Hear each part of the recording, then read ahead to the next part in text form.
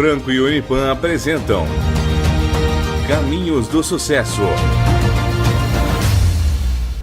Papo Franco vem aqui no Unipan para falar sobre o vestibular agendado que começa a partir da próxima semana. Professor, me fale sobre o vestibular agendado 2026. O nosso vestibular agendado, ele está aberto e ele é uma oportunidade para que aqueles candidatos, aqueles interessados a fazer o ensino superior, que não prestaram o vestibular do mês de novembro, aqueles que perderam essa oportunidade não precisam adiar o início da sua formação acadêmica, científica e profissional em nível superior. Eles já podem começar a estudar ainda esse ano. Existem vagas remanescentes, vagas que ainda não foram preenchidas em alguns cursos nossos para alunos calouros. Eu já adianto que não há vaga remanescente, por exemplo, no curso de medicina, mas há para outros cursos, como, por exemplo, curso Direito Diurno. A turma do Diurno, por exemplo, nós temos vagas remanescentes. Os interessados devem acessar o nosso site vestibular.unipan.edu.br e ali eles encontram todas as informações. Eles conseguem saber quais são os cursos que têm vagas remanescentes, quantas vagas são, eles fazem o agendamento da sua prova, que é online pelo próprio site. Ele faz a prova online e, sendo aprovado, ele já faz a inscrição dele, ele já faz a matrícula dele no próprio site. Professor, eu quero aproveitar a oportunidade e falar sobre a avaliação do MEC para o Unipan no ano que se passou. Olha, nós estamos muito felizes. Você sabe que o Unipan ele é recredenciado com nota 5, que é a nota máxima, pelo INEP-MEC. O ano passado nós recebemos aqui uma comissão in loco para avaliar o nosso curso de medicina. Recebemos essa renovação também com o conceito máximo, que é o conceito 5. E agora nós temos os resultados do ENAMED. O ENAMED é esse exame nacional de desempenho dos alunos dos cursos de medicina, que estão no último ano da sua formação médica. E o Unipan alcançou nota 4, né? Que é uma nota excelente, colocou a nossa instituição entre as 26% instituições mais bem avaliadas do país em ensino médico. Uma felicidade imensa para todos nós. Papo Franco apresentou Caminhos do Sucesso. O oferecimento Unipan, educação que transforma.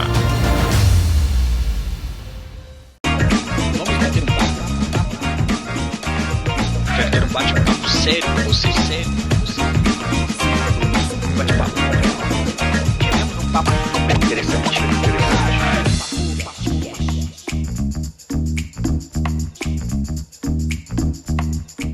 De volta em mais um Papo Franco aqui pela NTV, hoje conversando com o Caio César, presidente do Sinduscom Patos de Minas e diretor da Teto Engenharia. Caio, seja bem-vindo. Vamos falar sobre construção civil, esse assunto que é extremamente relevante e no ano político tem cenário novo, tem condições novas. Sejam bem-vindos. Obrigado, é uma honra estar aqui com você, bater esse bate-papo um pouquinho sobre a construção civil, os impactos que ela tem na nossa cidade também, na vida de cada um. E também vamos conversar sobre esse ano, que esse ano vai ser um ano também que a engenharia vai ser impactada também. Caio, eu queria que você me começasse falando sobre o trabalho do sindicato. O que é o Sinduscom e qual a função dele na nossa cidade? Boa. O Sinduscom ele foi fundado em 89, vai fazer agora esse ano 37 anos. Eu participei da composição no início e eu sempre trabalhei muito na área negocial da mão de obra. E quando o sindicato foi fundado, ele foi fundado e logo depois ele filiou-se à FIENG. A FIENG é a Federação da Indústria, onde acopla, né, onde tem todo no guarda-chuva toda a indústria, né, ali para poder defender e representar a indústria de maneira geral. Na realidade, é a defesa do interesse, né? E o sindicato também tem essa premissa. O sindicato ele é para orientar, capacitar, representar e a defesa dos interesses do setor da construção civil. Quem pode participar, normalmente quando você abre a empresa, você tem um KNAI que você vai colocar em que setor você atua. Se você atua no comércio, aí você tem a Federação do Comércio, no caso da indústria, tem a Federação da Indústria, que é a FIENG. Então, o sindicato tem essa missão, tá? Defender, representar, defender, orientar, para capacitar os empresários, seus associados da indústria, a ter uma performance melhor e ter mais competitividade. Vamos falar aqui bem aqui na questão municipal. Da nossa realidade. Da nossa realidade. Se eu tenho uma pauta que vai impactar o setor da indústria da construção civil, que seja, por exemplo, uma lei que venha diminuir o coeficiente de aproveitamento, ou uma legislação que venha ter uma fiscalização mais rígida, o sindicato tem o papel, e isso está amparado pela Constituição Federal, de defender, tá certo, os interesses com relação àquilo. Não é interesse simplesmente por si só, mas com relação ao impacto na comunidade. Sim. Porque você tem um resultado social. E o Sinduscon de Patos de Minas tem empresas apenas da cidade ou de toda a região? A nossa base é Patos. Primeiro tinha o Sinduscon MG que todo mundo era associado ali, poderia ser associado ali. E depois surgiu, cada região fez o seu próprio sindicato e a sua base. Essa luta de base já foi muito intensa, hoje não é mais. Depois da reforma trabalhista, qualquer empresa que esteja na cadeia produtiva pode associar um sindicato. Sim. Por exemplo, loja de materiais de construção, ela está na cadeia produtiva do setor da construção civil. Ela é comércio, porque ela tem venda de produto. Ela paga lá o seu ICMS, ela paga lá os tributos relativos ao comércio. Mas como ela vende material que é industrializado pela construção civil, porque se você coloca lá... E a atividade dela é totalmente envolvida na construção civil, ela pode ser associada. Perfeito. Tanto é que nós temos lojas de materiais que estão associadas ao sindicato. A defesa do interesse, a representatividade, que é o papel do sindicato, que é a sua missão, continua o mesmo. Perfeito. Ele continua trabalhando em função disso. Caio, hoje nós vamos falar agora, porque esse é um assunto extremamente relevante, que é a mão de obra. Se você conversar com 10 empresários, talvez 11 vão reclamar da mão de obra. Dentro da falta de mão de obra. A falta da mão de obra. E dentro da construção civil não é diferente. Né? É uma área que depende, né, de muita mão de obra. Como o sindicato vem trabalhando para tentar, né, solucionar essa questão da mão de obra? E aí a gente vai falar sobre a questão né, do tempo de trabalho, vamos falar da qualificação. Sim. Me fale sobre essa questão. Bem, vamos lá. A maior indústria do Brasil é a indústria da construção civil. Exatamente porque, em termos de impacto do PIB, porque pelo fato dela ser muito diversificada dentro do seu próprio setor. Você vai desde a mineração, que você tem produto de mineração, fabricação. Não, tudo que você está vendo aqui nessa sua sala aqui tem um impacto da engenharia. A mão de obra, eu estou falando de maneira geral, porque quando eu comecei na engenharia lá, é muito diferente de hoje.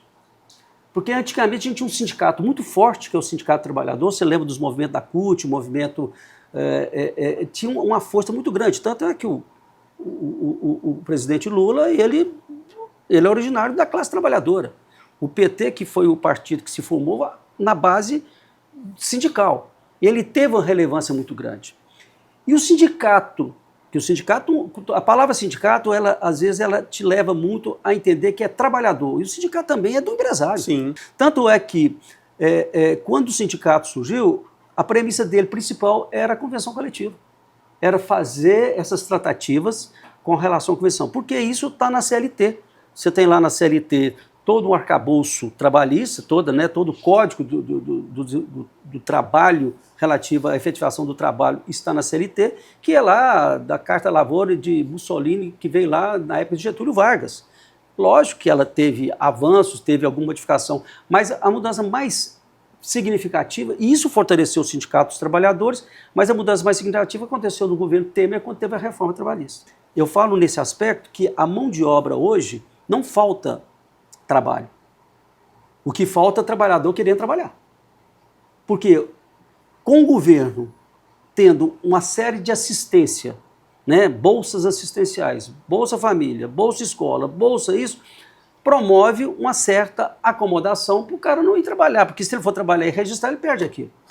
Na minha pesquisa, e eu faço parte da Câmara da Construção em Belo Horizonte, E o que é comum? Patos é um retrato muito parecido do Brasil, porque a gente tem uma classe média muito grande, eu falo do Brasil do Sudeste, Sul-Sudeste, não no Norte, porque aqui a produção aqui nossa é muito maior do que qualquer lugar. Né? Se você juntar o Sudeste do país, é um outro país. Né? É basicamente ele que sustenta o Brasil, em termos de econômico. Mas não vou entrar nesse detalhe, que é aprofundar outro tema.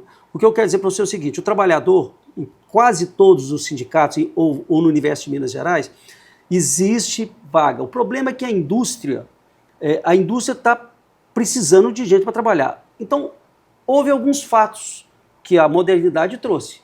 A questão do avanço tecnológico, a questão da robótica, a questão da mecanização que houve em vários setores. Por exemplo, se você pegar no setor agro, onde você tinha tanto boia fria, tantas pessoas ali trabalhando, hoje a mecanização tirou muito emprego lá e teve o quê? Um aumento de produtividade enorme.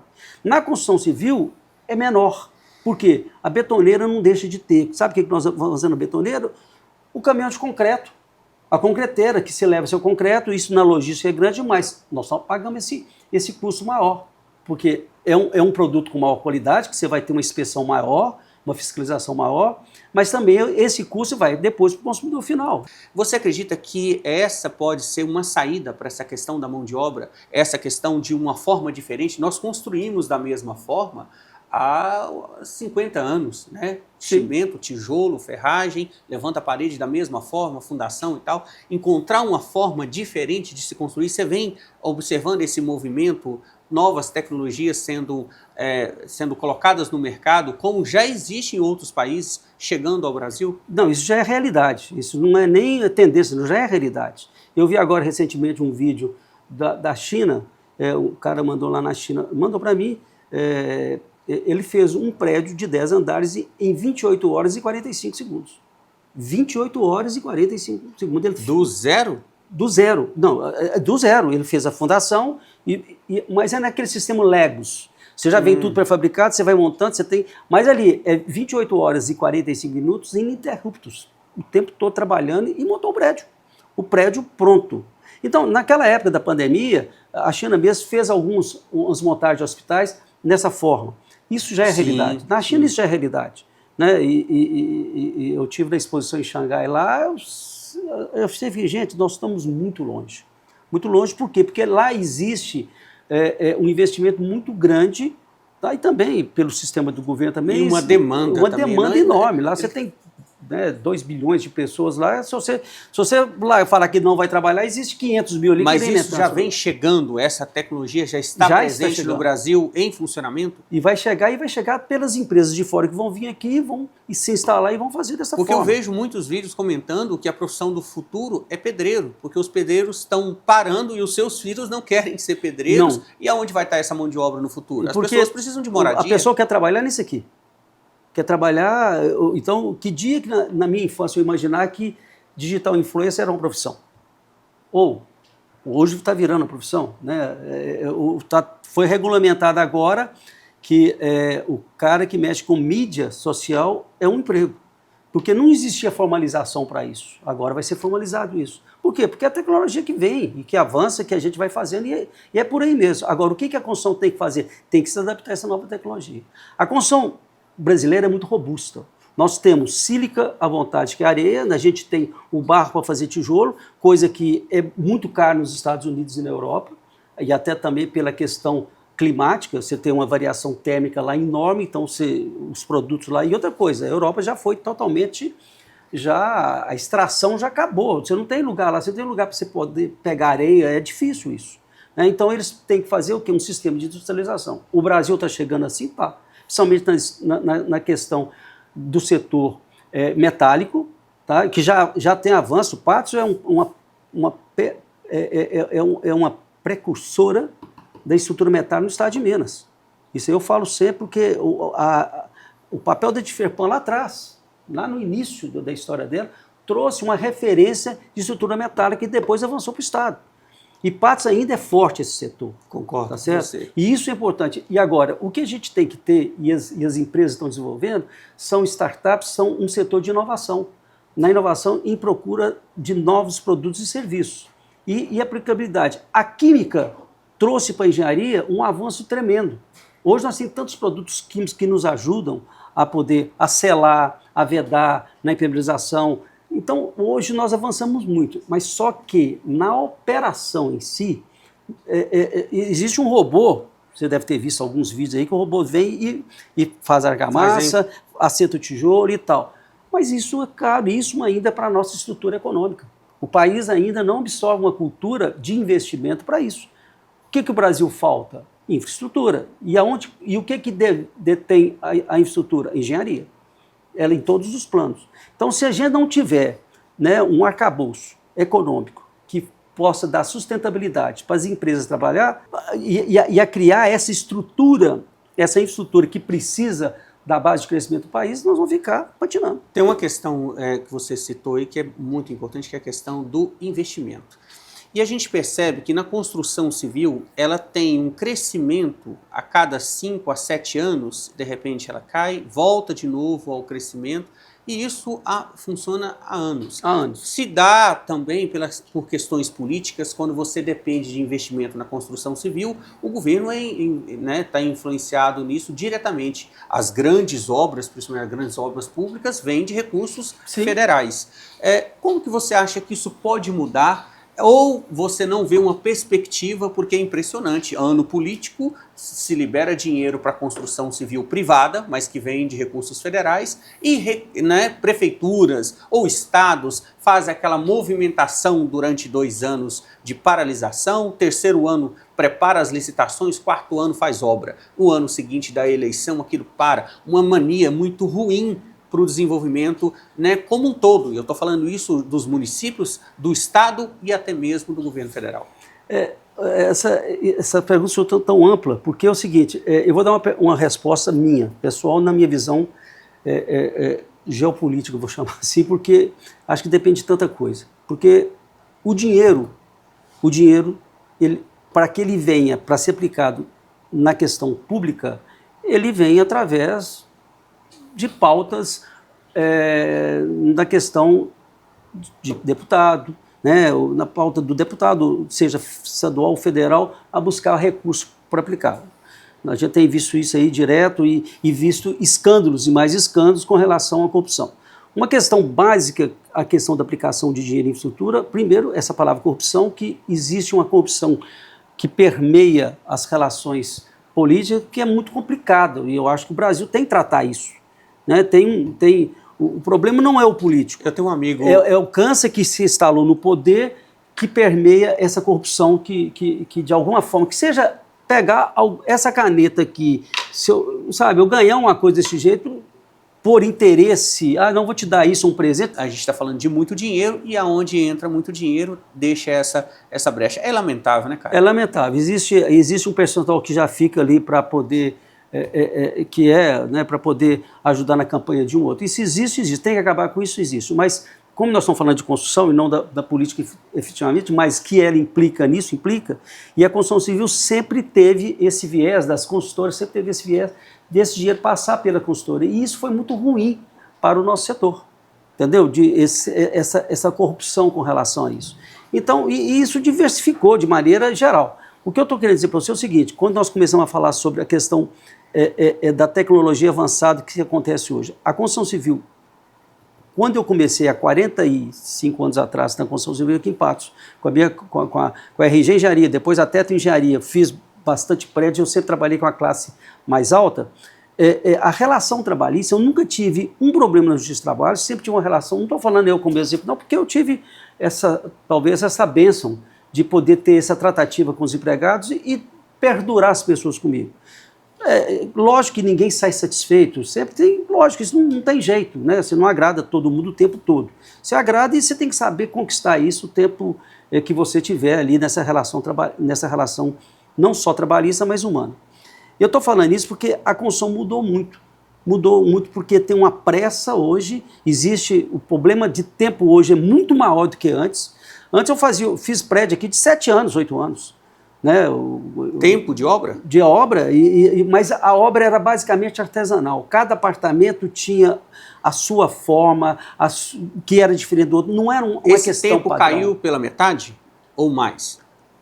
Não caiu. Estou falando em uma construção eficiente. Olha, depende muito da cultura que você implanta. Por isso que aí vem o sindicato com uma posição muito importante em ser um instrumento, um articulador, um operador para poder capacitar, orientar e ajudar a melhorar a produtividade dos seus associados e das consultoras. De maneira geral, mesmo que o cara não é associado, ele ganha esse bônus. Porque quando eu negocio a convenção coletiva, ele não é só para o associado, é para o setor inteiro. Quem é associado, quem não é associado. As consultoras vêm trabalhando hoje sobre resultado produtivo junto aos colaboradores? Sim. E outra coisa que tem ampliado também, os benefícios. Hoje, com a grande oferta da indústria em outro tipo de cargo de trabalho, outro perfil de trabalhador, a construção civil teve que se inovar. Então a gente tem que começar a dar para o trabalhador alguns benefícios que possa, em vez de eu dar um valor mais alto, ele está procurando benefícios, talvez um plano de saúde, um plano dentário, um seguro, que aumenta o seu custo ali do seu produto, mas o cara tem uma efetividade maior, ele aumenta a produtividade e tem um engajamento maior com a empresa. E isso faz com que a empresa também tenha um resultado muito mais positivo. Eu quero falar sobre a mão de obra que não existe na nossa cidade quando essas consultoras buscam essa mão de obra fora. O que as empresas têm feito para atrair esses trabalhadores? Nós vamos chamar o intervalo e vamos falar desse assunto logo após o intervalo. Voltamos já após os comerciais.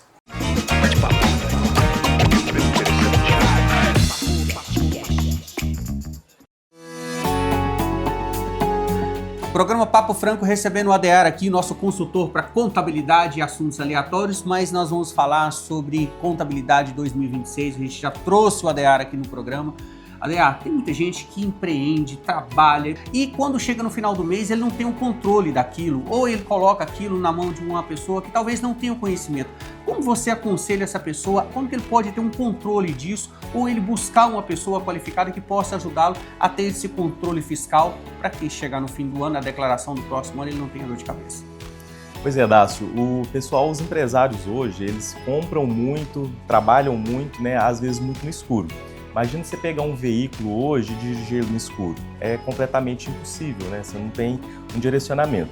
Então, o que seria interessante para os empresários? Ter uma contabilidade alinhada ao seu gerenciamento financeiro, para ele saber a questão de fluxo de caixa, ele saber o que é uma DRE, para ele saber se ele está dando lucro ou prejuízo. Por quê? Porque dentro da contabilidade, por mais que muitos empresários não utilizam isso, mas você tem ali muitos indicadores. E esses indicadores é o que vai dar o direcionamento para qual caminho você seguir. O contador hoje ele tem que entender de negócio também. Por exemplo, ele tem que colocar o contador do lado da mesa para falar o seguinte: eu posso investir nisso? Se eu investir nisso aqui, vai dar bom ou vai dar ruim? Vai ser legal ou não?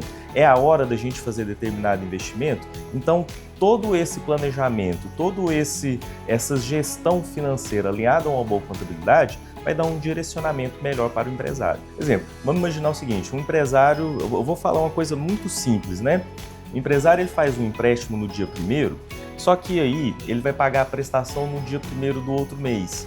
Dia 1º ali ele vai pagar essa prestação, no 5º dia útil ele vai pagar todos os funcionários e ali vai vir sucessivas contas que ele tem que pagar no decorrer do mês. Mas vamos imaginar que ele recebe do principal cliente dele todo dia 10. Como que ele vai arcar com essa prestação durante esses dias? Então, a questão do fluxo de caixa, a questão de saber se realmente a empresa tem ou não condição é interessante. Se o empresário não tiver isso, e muitas dessas informações vêm da contabilidade. Então, a hora que o empresário coloca o contador do lado da mesa, ele consegue fazer melhores negócios. E nós vamos passar a trazer esses temas aqui e a partir de agora exemplificando. Nós vamos passar a contar um pouco mais sobre a vida do empresário em situações diferentes dos mais diferentes segmentos. Então, contabilidade, gestão financeira será assunto do programa Papo Franco de agora em diante. Adear, quero agradecer mais uma vez a sua presença. Tatão Moda Masculina, tradição e estilo desde 1969. Para homens de personalidade e prazer de se vestir bem. Aqui você encontra a sofisticação das marcas Calvin Klein, Individual e Pierre Cardin. Além da elegância dos ternos Raffer e das jaquetas Jaque. Tatão Moda Masculina, seu estilo, nossa tradição. Rua Olegário Maciel 261 em Patos de Minas. Bem-vindo ao Posto V3, o único posto em Patos de Minas onde você abastece e pontua pela Livelo. Aqui você abastece, escaneia o cupom e pontua. E daí? Daí que quem acumula pontos pela Livelo troca por milhas e viaja pelo mundo. Ou se preferir, pode conhecer as belezas do Brasil. Eu não viajo de avião. Mas com pontos acumulados, você pode trocar por combustível em qualquer posto Ali credenciado. Posto V3 da Avenida Padre Almir, onde você agora abastece e ganha pontos na Livelo. Não é sorteio, abasteceu, pontuou, ganhou. Bem-vindo ao Suporte Contabilidade. A parceria estratégica para empresas que buscam segurança e excelência na gestão contábil e financeira. Com um corpo técnico altamente qualificado, oferecemos assessoria contábil completa, sempre atenta às constantes mudanças na legislação, garantindo tranquilidade e confiabilidade financeira. Suporte Contabilidade. Segurança contábil é o nosso compromisso com o seu negócio. Só na Sorriso, seu sorriso vai brilhar. Os seus dentinhos sim vão encontrar o seu lugar. Com cuidado e amor você vai aprender que cuidar dos seus dentinhos é muito fácil, pode crer. Porque aqui é diversão E magia também. cuidando dos pequeninos e dos grandinhos também. Só na Sorriso, seu sorriso vai brilhar. Os seus dentinhos sim já encontraram o seu lugar. Sorriso Centro Odontológico com atendimento infantil, porque o seu filho merece este cuidado e você essa segurança. Só na Sorriso, seu sorriso vai brilhar.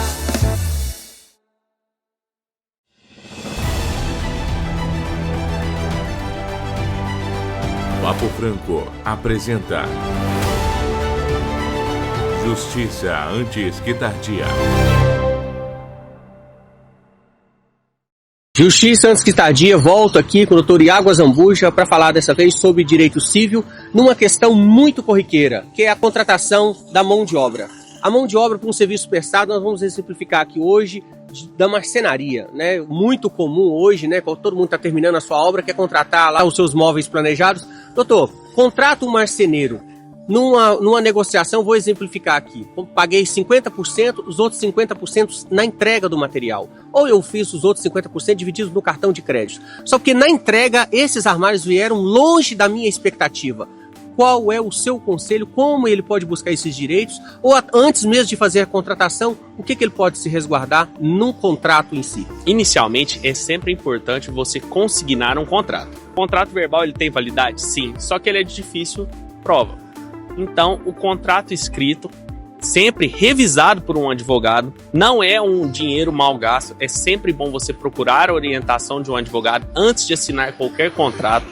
Tendo o contrato, colocando as especificidades ao máximo de como será entregue este produto, como será o produto, como será entregue este serviço, isso já te resguarda bastante. Correto? Mas normalmente esses contratos vêm do prestador de serviço, então como que ele pode se resguardar? Porque o contrato vem de lá para cá. Como que eu sei que aquilo que eu estou assinando é perto daquilo que eu pretendo receber? Perfeito, por isso que é importante a atuação de um advogado. Você como consumidor tem acesso ao contrato via de regra. Claro que temos o contrato de adesão em que você não pode manifestar em nada, deve simplesmente aceitar. Mas nesses casos de contratações corriqueiras, é possível que você pegue o contrato e fale assim, não, vou levar para o meu advogado analisar. Essa análise preliminar é essencial, porque isso vai te resguardar de alguns problemas futuros. Claro que não todos, que é impossível você se resguardar de todos, mas isso te ajuda a reduzir muitos danos e muitas dores de cabeça à frente. Papo Franco apresentou Justiça antes que tardia, pois é seu direito e você precisa saber.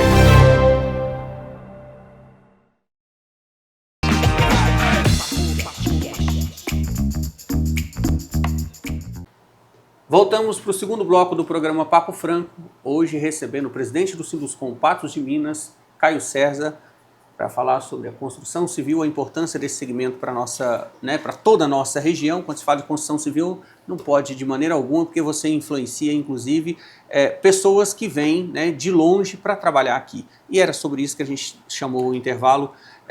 Essa mão de obra que vem de fora, como as construtoras têm buscado essa mão de obra e o principal, essa mão de obra vem pronta ou precisa, porque a forma de construir muitas vezes lá no Nordeste é diferente daqui. Como que funciona esse desafio, você que também é dono de construtora, treinar essa mão de obra apta a atender a necessidade, a necessidade local a um tempo hábil? Eu, particularmente, nunca tive essa demanda de buscar pessoas de fora para trabalhar. Eu simplesmente... Mas eu te fiz essa pergunta porque eu sei de consultoras que tem encontrado a única saída, trazer mão de obra de fora para suprir a necessidade. Mas o motivo é aquilo que nós já conversamos. É o trabalhador que está aqui, que não quer trabalhar, ou por uma questão que tem já uma assistência do governo que faça com que ele fique parado, Caio, ou até porque ele não tem atratividade para a construção civil e procura outro viés. Pois neste ponto. Quando você conversa com o empresário, fala assim, não tem mão de obra porque as pessoas não querem trabalhar. Sim.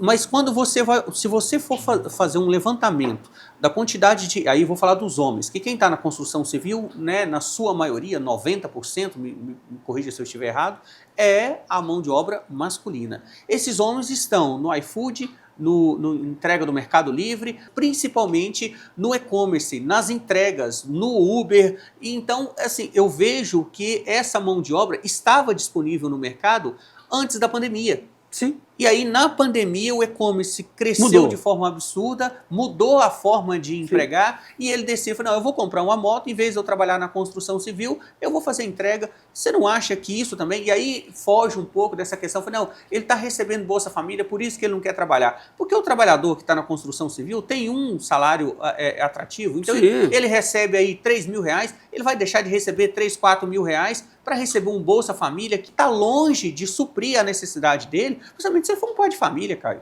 Sim. Então, dizer que é o Bolsa Família que está impedindo esse pai de família de buscar um trabalho, não sei se é por aí. Concorda comigo?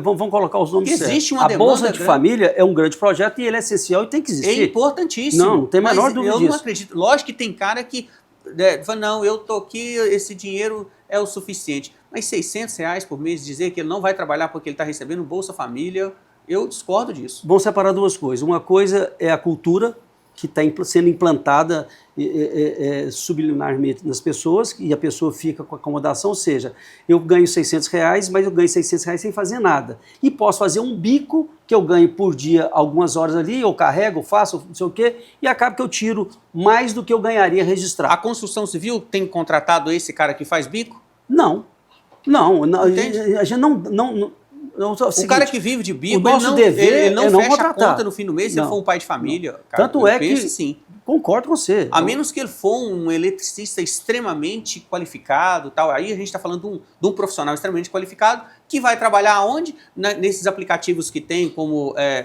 marido de aluguel, sim, que sai fazendo conserto em várias casas, tal, e é um bom profissional. Claro. Mas aí ele já tem... Mas ele é um MEI. Ele pode ser um MEI e está formalizado. Ele já não é... Estou falando daquele empregado que poderia estar na construção civil, recebendo um salário dia com todos os benefícios que a construção civil oferece, e ele decide não fazer por causa de um Bolsa Família de R$300 a R$600 por mês. Eu não acredito nisso. É um problema estruturante. Como vai se resolver isso? Não é simplesmente no setor da construção, mas é de maneira geral. Por isso que vem. O governo ele implanta um sistema que culturalmente fica na pessoa e ela acaba se acomodando e prejudica, de alguma maneira, a capacidade laboral dela. Ela poderia estar trabalhando? Poderia, mas ela prefere ficar dessa forma porque é um ganho. O problema é como que se divide, como que se aplica esse recurso da Bolsa Família, distribuindo da forma que se distribui. Isso é um problema que não é nosso que tem que resolver, mas é uma questão política, legislativa e executiva que tem que resolver. Isso é uma coisa. A outra coisa é o seguinte, se você for ver no universo da construção civil, não é só consultora que existe que constrói. Tá certo? Sim. É você que talvez faça sua casa, é um médico, é um advogado, é qualquer um que faz, que contrata ali um pedreiro, tá certo? Que paga ele por dia, tá? Essa pessoa, tá certo? Não está sendo assistida por ninguém, nem pelo sindicato do trabalhador dela, que ela está informal, tá certo? E nem pelo sindicato, o contratante, pelo sindicato patronal. Então essa pessoa... Isso é tudo questão de recurso, pagar menos. E ela sofre aí também corre um risco. Com o servente que ele precisa. Eu sou um pedreiro, mas eu preciso do servente. Aí ele pega o filho, pega outro e trabalha lá. Ou seja, trabalha na informalidade. Uhum. Isso existe. Mas por que isso existe? Por uma questão cultural. Tá certo? Isso continua existindo, que é uma maneira de você burlar. Existe fiscalização nesse setor? Muito pouco. Normalmente, se você pegar no Ministério do Trabalho, ele vai fiscalizar quem? Quem existe. Quem que existe é quem tem o CNPJ, que tem lá pessoas registradas lá no INSS com a matrícula, onde você tem funcionários registrados, enfim, é onde você manda um arraiz, você tem a relação dos empregados que está lá e o Ministério vem, não, então deixa eu fiscalizar isso aqui. Nós temos a ASENGE, que é a Associação dos Engenheiros, que hoje abriga os engenheiros engenheiro de maneira formal, profissional autônomo, seja ela que for, até consultor, eu faço parte, hoje ela é presidida pela Maria Cristina, e que tem feito um trabalho muito grande de ajudar a capacitar e ajudar a olhar. Da mesma forma que os sindicatos são parceiros. Mas eu falo isso para que existe... Não, eu vou te dar um dado mais relevante. O que tem de engenheiro fazendo outra coisa é impressionante. Nesse ponto que eu quero falar. Porque nós hoje, falamos se você for pegar do trabalhador da construção. Vamos falar dessa mão de obra mais qualificada, que são os engenheiros e arquitetos. A construção civil, ou o ganho que esse engenheiro teve nos últimos 8 anos, levou muitos a desistirem do curso superior de engenharia, de forma absurda. E é o que você ia falar, tem muitos engenheiros que estão no Uber. E aí, a construção civil vai sofrer um impacto sobre essa falta de mão de obra, e aí a gente está falando de uma mão de obra qualificada, especializada, né, estudada, rica em informação, que é necessária para o desenvolvimento ou para a melhoria da informalidade que você acabou de citar. Como que o sindicato vem trabalhando também para tentar, de alguma forma, amenizar esse impacto? Tá. Nós temos hoje, junto com o sindicato, no sistema FIENG, nós temos o SESI e o SENAI. O SESI, ele trabalha muito a questão da educação aplicada. Hoje nós estamos fazendo uma escola aqui, o SESI está fazendo uma escola aqui na unidade, aqui na Afonso Queiroz, que está fazendo uma escola para ter aí 1000 alunos ali, que vai ter o ensino fundamental todo. Para quem que essa vai ficar fantástico. Vai ficar fantástico. E essa escola é para abrigar quem? Os filhos dos trabalhadores.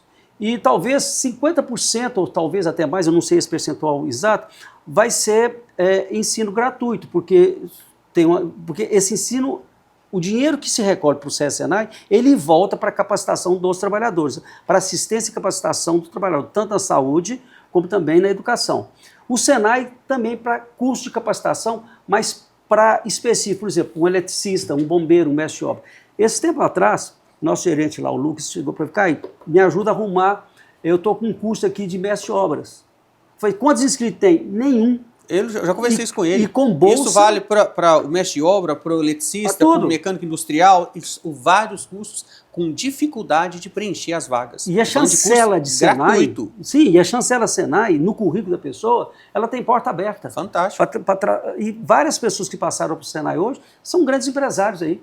Eu vejo assim, algumas empresas aqui com destaque, a maioria dos seus funcionários foram treinados no SENAI.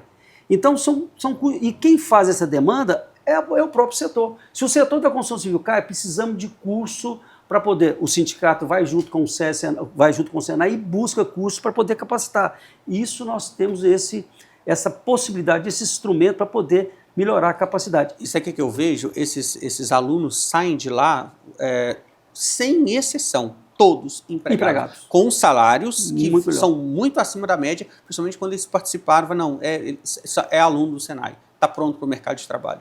E a pessoa fica falando hoje, por exemplo, tem de pedreiro, tem tudo mais. A pessoa fica falando hoje, pô, eu não quero ser pedreiro, eu não vou ser isso. Hoje um servente, de maneira geral, pelo sindicato, o valor mínimo dele ali está em torno de R$1.800, R$2.000, mas é sempre com os benefícios, e aí vem o mercado que dita, porque uma coisa não é piso salarial, não é teto salarial. Então, o meu piso, que eu resolvo na convenção coletiva, é piso, ali. Agora, a empresa, todas pagam a mais. Por quê? Para garantir aquele empregado que está vestindo a camisa, que já foi treinado, que tem todos os valores e princípios da empresa, está ali. Porque a NR1 ela vai fazer um direcionamento geral de todas as NR já existentes, tá? Porque em cada NR, por exemplo, eu subi a altura, você tem que ter um procedimento, mas eu caí, agora eu estou com depressão por causa de... A saúde mental vai permear transversalmente todas as outras NRs. Então, a gente não sabe se é uma pessoa que tem um problema, eu estou com depressão, então eu vou te dar um atestado. Isso vai impactar a operação, vai impactar a produtividade, e vai impactar o custo. Esse trabalho relacionado à saúde mental está sendo discutido entre todos os Sinduscons e os empregadores. Teve até uma palestra do escritório parceiro nosso, da doutora Miriam Gontijo, falando exatamente, sensibilizando os empresários que a partir de maio nós temos que preparar. E como é que você prepara?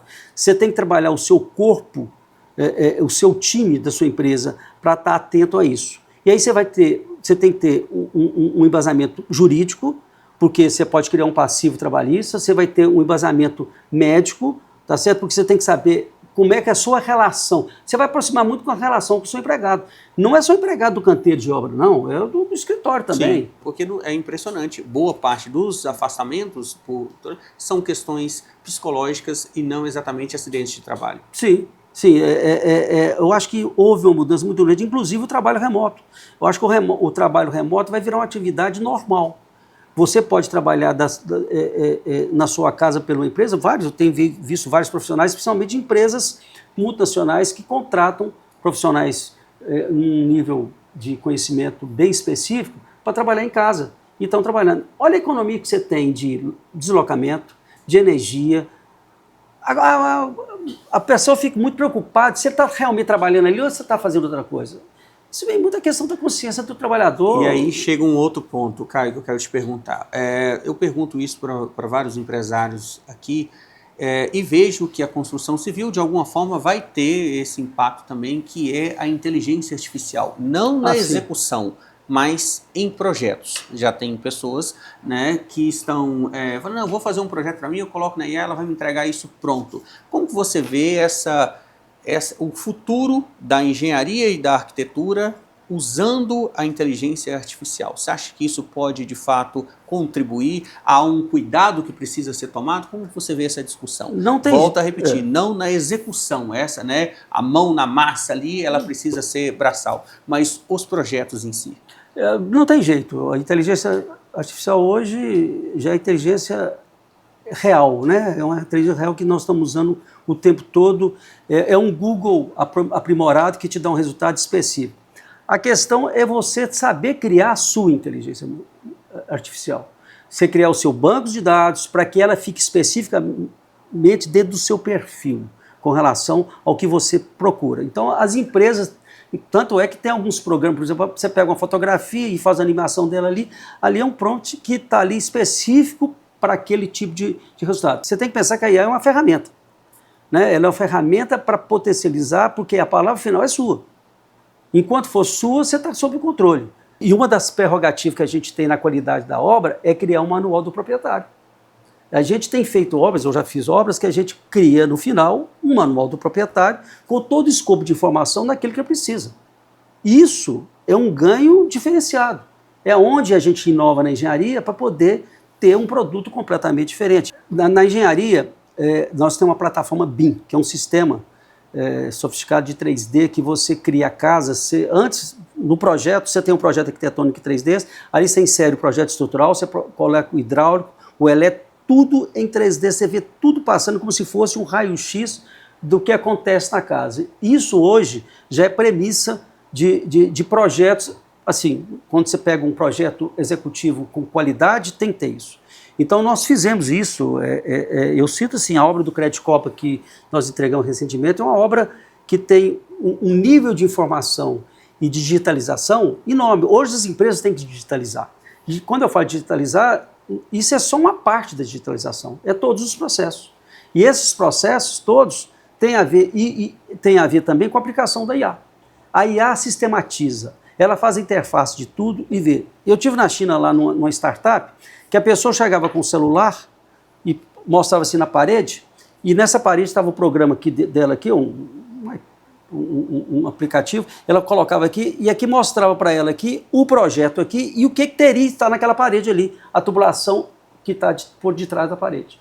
Então a senhora falou, não, isso aqui não está. Então ele fazia medição da obra através disso. Ele escaneava aqui e a medição já saía pronta. Caio, nós estamos chegando ao final do programa. Eu queria que você deixasse uma mensagem para aquele empreendedor, né? Nós vivemos um momento de empreendedorismo muito bacana no nosso país, aquele que quer empreender dentro da construção civil, seja ele dentro da serralheria, seja ele dentro de uma loja que vende material para construção civil, seja aquele que queira abrir uma pequena construtora e começar esse trabalho porque ele enxerga uma mudança no mercado. Como que você vê a perspectiva de quem está começando ou pretende começar? Olha, eu amo a engenharia, porque a engenharia, por ser muito dinâmica e ela ser muito cartesiana, ela mexe muito com o emocional das pessoas. E quando você constrói o sonho da pessoa. Então, quem está começando não pode ficar longe do conhecimento. Mas não é do conhecimento simplesmente aplicado através de um aplicativo ou através do sistema, mas entender por que ele existe. Eu apliquei a argamassa, mas a argamassa é feita de quê? E quais são os aditivos que ela tem para que eu possa inovar em cima daquilo ali, porque isso você pode fazer naturalmente. Então vale a pena você empreender na construção? Sim. E uma das coisas que eu aprendi, e que eu demorei a aprender quando eu estava novo, é o compartilhar do conhecimento. O compartilhar do conhecimento da engenharia, ele é fundamental e ele não potencializa o seu concorrente, pelo contrário, tá certo? Ele ajuda o seu concorrente a você também estar melhor. E a engenharia está cada vez, como a medicina fez, se especificando. Cada um está fazendo uma coisa muito bem feita, cada vez maior. Tem uma questão importante que eu acho também, que é o conhecimento do arquiteto. Sim. O arquiteto é fundamental, principalmente para aquele cara que fala, não, eu quero começar uma obra sem um projeto. Procura o arquiteto. O arquiteto, o engenheiro sim, mas depois muitas o engenheiro, vezes o arquiteto pode sim te auxiliar, inclusive, porque muitas vezes fala, não, o arquiteto está cobrando caro, não, a economia num projeto onde a responsabilidade do arquiteto vai fazer você não perder dinheiro, né, não fazer parede para quebrar depois, vai te ajudar com certeza. O custo de um projeto, uma obra de arquitetura, mais os projetos complementares, que seria estrutural, elétrica, hidráulica, instalações e hoje afins, porque hoje você tem de vídeos, você tem de alarmes, ele não representa 5 a 7% do valor da obra. Sim. É isso. Então, hoje, procure-se o arquiteto, procura o outro engenheiro para fazer de cada especificação. Hoje você tem também um impacto do corpo de bombeiro, independendo do tipo de prédio. Enfim, procura esse e faz uma reunião com todos os profissionais numa mesa, que quem manda na obra, tá certo? É quem está pagando, é o proprietário. O que eu quero, a programação, faço, discute, faz a interface toda, planeje bem a obra, tá certo? Para depois ir para a obra, para a execução. Tá certo? Eu acho que, e aí nós temos aí o sindicato exatamente para poder representar, para poder capacitar, orientar e dar essa base para que ela possa melhorar. E aí nossa responsabilidade de melhorar o ambiente. Nós temos a DESP hoje aqui, que é o Sinduscon também é parceira lá desde o início, em pensar em desenvolver melhor a cidade. Como o presidente Bené Romano, que é um cara fantástico. Um amigo, e a gente está fazendo um trabalho lá na Câmara do Planejamento, hoje sob a coordenação do João Paulo, que é um arquiteto da Unipam, que nós temos que pensar a cidade lá em estratégia. Lá a gente pensa a estratégia para poder depois aplicar em cada setor, em cada empresa, para poder ter a sua parte de contribuição na melhoria. Nós vamos ter esse ano agora, só aproveitando esse tempo, que vai discutir a lei do uso e ocupação do solo. Já foi aprovado o plano diretor, o código de obras e o código de postura. Agora vai fechar esse arcabouço da legislação que aplica. E aí a gente vai ter alguns embates com a Câmara dos Vereadores que às vezes aprova a lei sem estar muita consulta. Por que não tem esse viés de consulta, quem sabe, para poder depois fazer? Mas esse ano é ano político, Caio, vai dar tudo certo. Se Deus quiser. Caio, eu quero agradecer demais a sua presença. Chegamos ao final de mais um Papo Franco. Conversamos hoje com Caio César, presidente do Sinduscon Patos de Minas. Obrigado mais uma vez. Obrigado a vocês. Voltamos na próxima quinta-feira com mais um Papo Franco. Fiquem todos com Deus e até lá.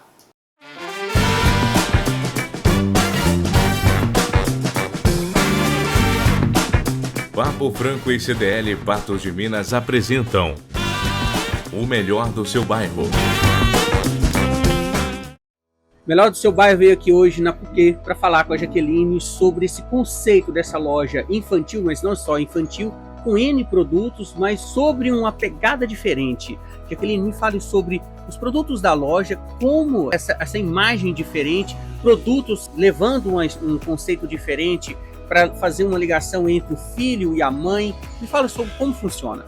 Sim, Dácio, então, a loja, nós somos uma loja de pijamas, meias e acessórios, e a gente trabalha com toda a linha, o pijama do baby ao GG, adulto, né, e infantil, e feminino e masculino, e também a gente trabalha com toda a linha de acessório desde mochila, garrafa, lancheira, necessaire, e também nós temos itens de praia, né, biquíni, maiô, sunga, toalhas, até o tamanho 16 também.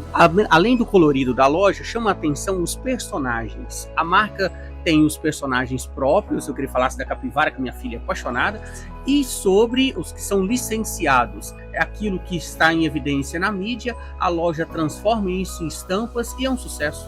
Sim, a gente tem os personagens que a marca, né, brinca que é o personagem bíblia da marca, que, por exemplo, ela começou com o unicórnio, e aí o unicórnio é o nosso personagem principal, mas aí nós temos a vaca, o panda, dos meninos a gente tem o tubarão, tem o tigre, o jacaré ou o dinossauro, que sempre estão, né, em alta, e também a marca ela é muito antenada nas questões do que está na moda. Então agora, da vez é a capivara realmente, a capivara ela veio de uma linha família, então a gente tem pijama para o pai, para a mãe, para o filho, para o bebê, e tem as linhas de acessórios também, que é um personagem criado pela marca, baseado no que está em alta. E a marca também sempre tem os produtos licenciados, que, por exemplo, o Stitch é um sucesso? É um sucesso, e ele é um personagem da Disney, né, que aí a marca, a gente tem essa licença, a gente tem autorização para usar a imagem dele, e aí a gente tem toda a linha também, que aí a Puket coloca o Stitch com a cara da Puket, mas sempre preservando as características do bicho. Então é uma marca super divertida, é colorida, é lúdico, né, e eu falo só da gente entrar, todo mundo passa, nossa, que loja colorida. A ideia é exatamente essa. Eu queria que você me falasse também da relação da CDL com a marca, com a loja, quando começou e a importância disso. Sim, a gente começou, o nosso primeiro contato foi no Natal de 2024, né, que nós inauguramos em outubro de 23. E aí, como foi muito em cima, a gente não teve nem tempo, né, de inauguração e aquela coisa, mas a gente teve o primeiro contato no Natal de 24, que a gente aderiu à campanha da CDL, que foi um sucesso, que aí todo mundo, tem o cupom da CDL pra gente andar no trenzinho e tal, e nós estendemos esse ano também. E esse ano foi sensacional, porque nós tivemos uma cliente nossa que foi beneficiada com um dos prêmios da CDL. Sorteada? Foi sorteada com um dos prêmios e foi muito legal, assim, aí foi ótimo a gente, né, dar a notícia para ela. Foi uma clientona que está sempre aqui na loja e nós ficamos bem satisfeitos com essa parceria. Quero agradecer pela entrevista, parabéns pelo espaço. Muito obrigado, nós que agradecemos a oportunidade, né, e abrir as portas para a gente estar divulgando a nossa loja, e é isso, muito obrigada, eu que agradeço. Você assistiu O Melhor do Seu Bairro. A apresentação, Dácio Franco. O oferecimento CDL Patos de Minas. Há mais de 45 anos integrando o comércio à sociedade.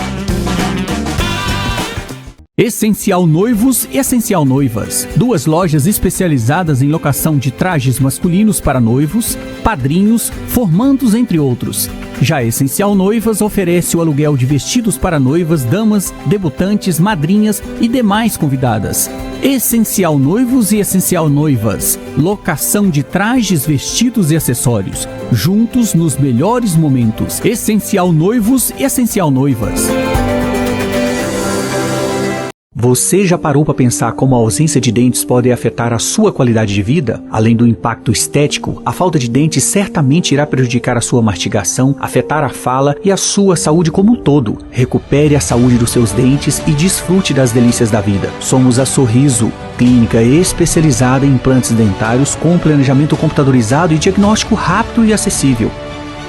Sorriso, porque a vida é agora e o seu sorriso não pode esperar. Conte conosco, ligue e agende a sua consulta.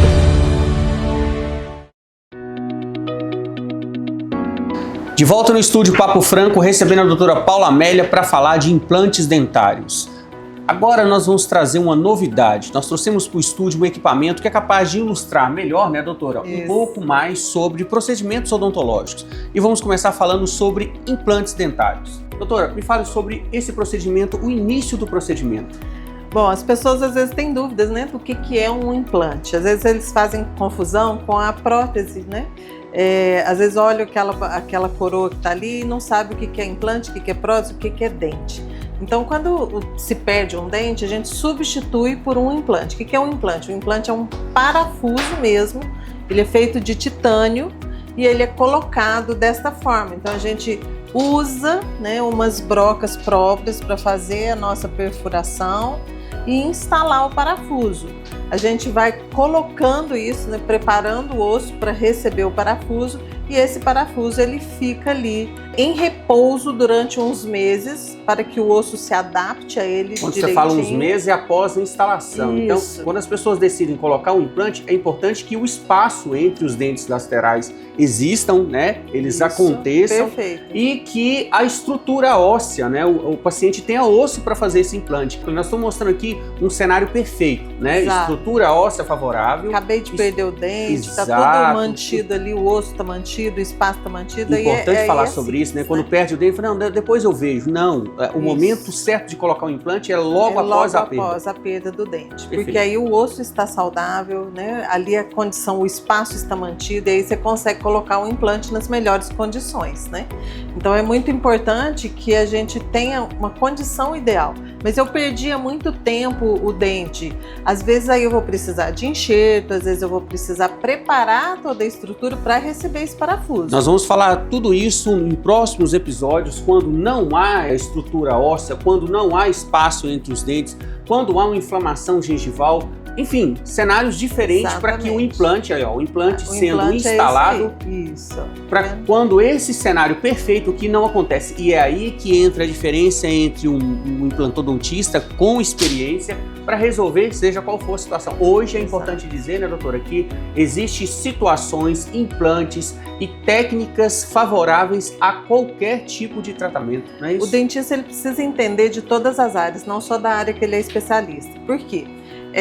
Se eu, por exemplo, se eu colocar um implante, simplesmente tem um espaço, eu coloco o implante, mas eu não fiz uma análise prévia, se eu preciso de ortodontia, se eu preciso da prótese, se tem espaço para eu colocar uma coroa, eu vou simplesmente colocar aquele parafuso ali, e a gente pega muito paciente assim, que chega, colocaram um parafuso sem um preparo prévio, às vezes aquele parafuso vai ficar perdido, ou eu vou ter que tirar para poder resolver outros problemas. Então o dentista ele precisa entender de todas as áreas, fazer o planejamento adequado, para quando ele colocar esse implante, a gente não precisar mais mexer, porque esse parafuso é para ele ficar ali por um longo período. Talvez pelo resto da vida, exatamente. Né? Vai Depende da depender qualidade do tratamento que foi realizado. Da qualidade do tratamento que foi realizado, da qualidade da manutenção disso, da limpeza, do cuidado que o paciente tem. Então tudo isso faz diferença.